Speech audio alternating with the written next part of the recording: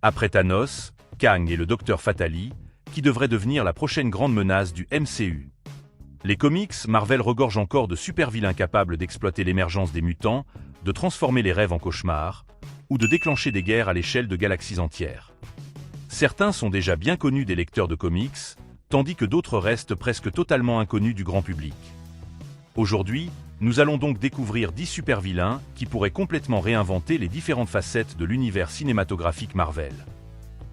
Mystère sinistre, Nathaniel Essex.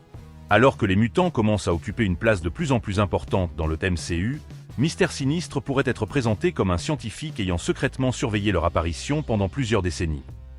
Il possède une force surhumaine, un puissant facteur de régénération, des capacités télépathiques et télékinésiques, ainsi que le pouvoir de modifier son propre corps. Mais sa plus grande arme reste son intelligence. Sinistre collecte du matériel génétique, crée des clones et manipule des familles entières comme s'il menait une expérience qui ne devait jamais prendre fin. Nathaniel Essex était à l'origine un scientifique de l'Angleterre victorienne, obsédé par l'évolution de l'espèce humaine. Après la mort de son fils, il abandonna toutes ses limites morales et commença à mener des expériences de plus en plus cruelles. Ses travaux finirent par attirer l'attention d'Apocalypse, qui transforma Essex en un être surhumain. Mystère Sinistre fut introduit dans l'univers des X-Men durant les années 80. Il devint rapidement une menace profondément liée à Cyclope, Jean Grey et aux futures générations de mutants. L'une de ses manipulations les plus inquiétantes fut la création de Madelyne Pryor, un clone de Jean Grey conçu pour avoir un enfant avec Cyclope. Leur fils, Nathan Summers, allait plus tard devenir Cable. Arcade. Arcade pourrait offrir au MCU un type d'histoire complètement différent, mélangeant action, suspense, humour noir et pièges mortels totalement absurdes. Même s'il ne possède aucun pouvoir surhumain, il est un inventeur de génie, un excellent stratège et un assassin spécialisé dans la création de Murder World.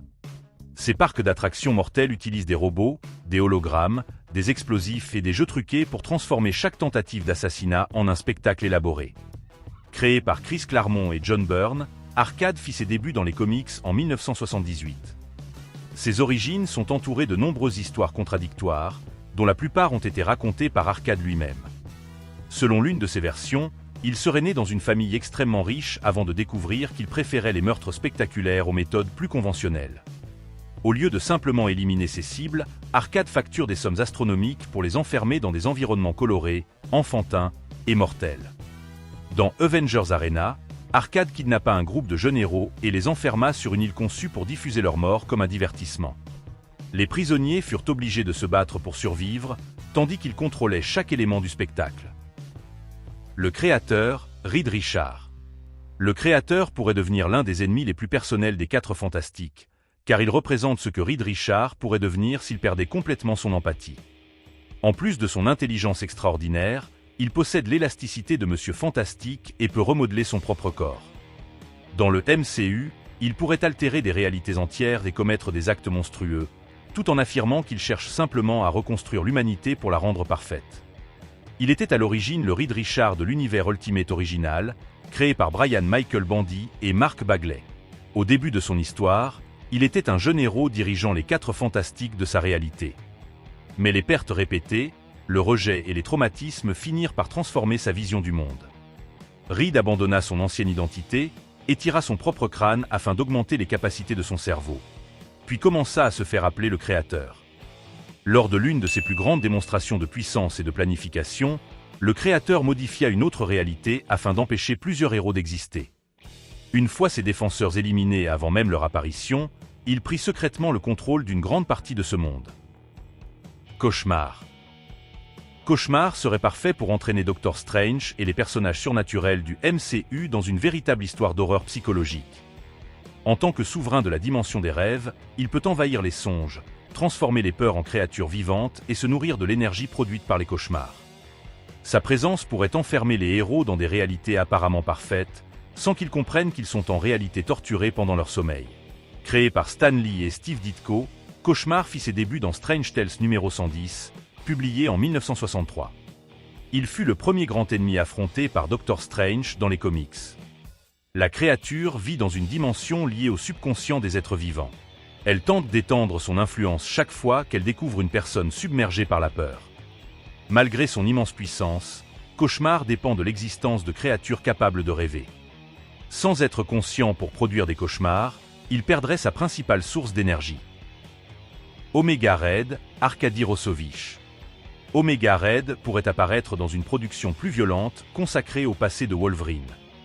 Ses tentacules en carbonadium peuvent écraser ses adversaires, transpercer des structures et capturer des victimes à distance. Il libère également des spores mortels et absorbe la force vitale de tous ceux qui s'approchent de lui. Même le facteur guérisseur de Logan ne peut pas le protéger très longtemps. Arkady Rossovich était un tueur soviétique transformé en arme par un programme comparable à d'autres projets de super soldats. Créé par John Byrne et Jim Lee, il fit ses débuts dans X-Men numéro 4, publié en 1992. Le gouvernement implanta des tentacules en carbonadium dans son corps. Mais l'opération le rendit dépendant d'un appareil appelé le synthétiseur de carbonadium, indispensable pour stabiliser son état. Omega Red a déjà vaincu plusieurs membres des X-Men en même temps. Il a également failli tuer Wolverine en absorbant son énergie vitale, malgré le puissant facteur de régénération de Logan. Dracula. Dracula pourrait devenir le principal antagoniste d'une guerre surnaturelle impliquant Blade, Moon Knight, Werewolf by Night, l'Homme-Chose et Doctor Strange. En plus de sa force, de sa vitesse, de sa régénération et de son immortalité, le vampire peut hypnotiser ses victimes, modifier son apparence et contrôler d'autres créatures de la nuit. Au lieu d'apparaître comme un simple monstre, il pourrait diriger une société secrète de vampires ayant infiltré le monde des humains. La version Marvel de Dracula fut développée par Gerry Conway et Gene Colan dans Le Tombeau de Dracula numéro 1, publié en 1972. Son histoire conserve plusieurs éléments du personnage classique, tout en le reliant directement au monde des super-héros. Vlad Dracula devint un vampire après avoir été mortellement blessé. Il passa ensuite plusieurs siècles à tenter de conserver sa position de souverain de son espèce. Lors de l'une de ses rencontres les plus étranges, Dracula tenta de transformer Tornade en vampire et d'en faire son épouse.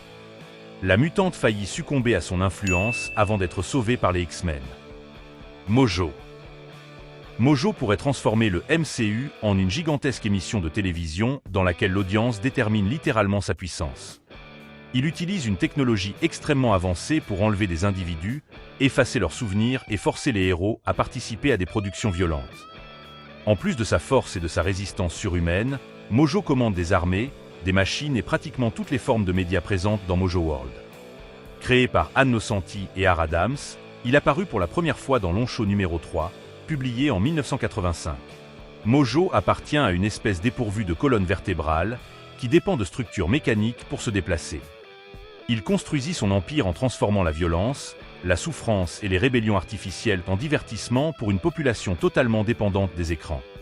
Mojo a forcé les X-Men à participer à des versions déformées d'émissions pour enfants, de compétitions et de programmes de télé-réalité. Pour lui, même la souffrance des héros n'est qu'un contenu destiné à attirer une audience toujours plus importante. Bastion. Bastion serait un excellent choix pour introduire les sentinelles sans commencer immédiatement avec une armée de robots géants. Son apparence humaine lui permet d'infiltrer les gouvernements, de manipuler l'opinion publique et de transformer la peur des mutants en soutien politique. Il possède également une force et une résistance surhumaine, peut projeter de l'énergie et contrôler différentes formes de technologie. Le super-vilain apparu durant les années 90 après la fusion de Master Mold et de Ninro, deux des machines les plus dangereuses jamais créées pour traquer les X-Men. Après avoir traversé le portail connu sous le nom de Siège du Péril, les deux machines furent transformées en un homme apparemment ordinaire appelé Bastion. Sans comprendre totalement sa véritable nature, il développa rapidement une haine obsessionnelle envers les mutants.